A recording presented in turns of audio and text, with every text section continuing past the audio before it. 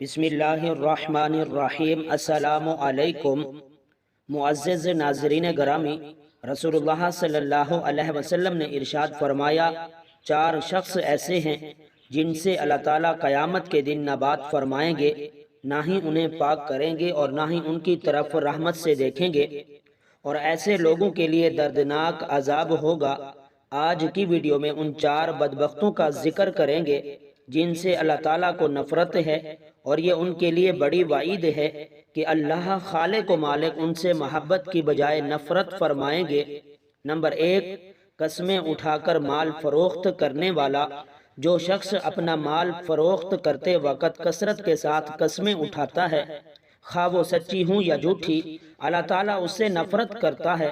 اسے چاہیے کہ اللہ پر بھروسہ رکھتا، کیونکہ اگر مال کا فروخت ہونا قسمت میں لکھا ہے تو گاہک نے اسے ضرور خریدنا ہے، اور اگر فروخت ہونا نہیں لکھا تو یہ 1000 قسمیں بھی اٹھا لے، گاہک اسے نہیں خریدے گا۔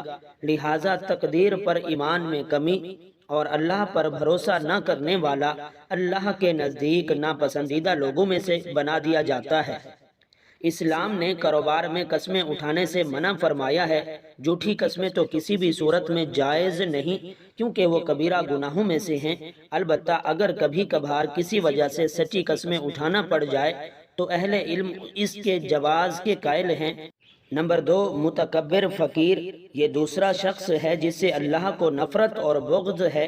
ایک تو فقیر اور کنگال، دوسروں کا دست نظر اور محتاج، اور اوپر سے تکبر کر کے اپنی جھوٹی برتری ظاہر کرتا ہے۔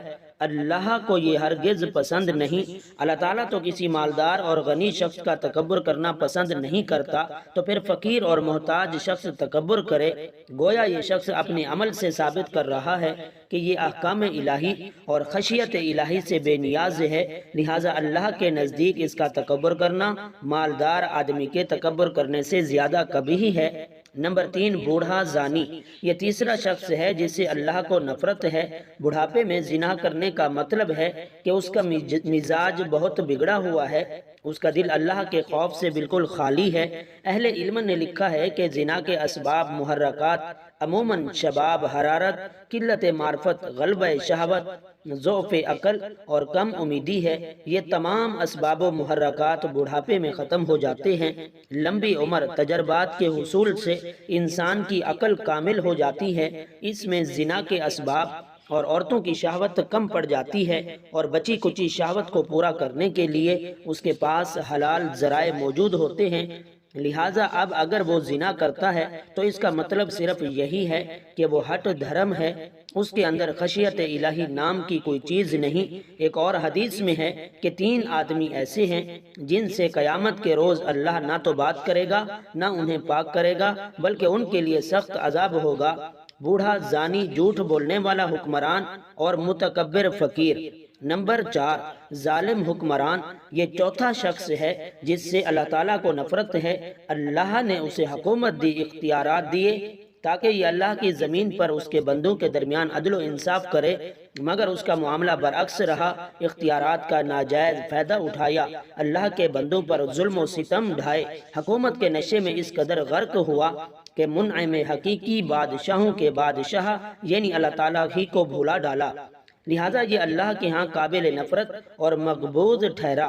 حالانکہ اگر یہ اللہ کے ڈر سے عدل و انصاف کا دامن پکڑ لیتا تو اللہ اسے ولی بناتا، اور اللہ تعالیٰ اسے روز قیامت اپنے عرش کا سایہ نصیب کرتا۔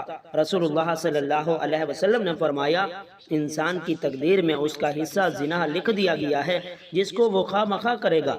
تو آنکھوں کا زنا دیکھنا ہے، کانوں کا زنا سننا ہے، زبان کا زنا بات کرنا ہے، ہاتھ کا زنا پکڑنا اور چھونا، اور پاؤں کا زنا جانا ہے، اور دل کا زنا خواہش ہے اور تمنا ہے، اور شرمگاہ ان باتوں کو سچ کرتی ہے یا پھر جھوٹ۔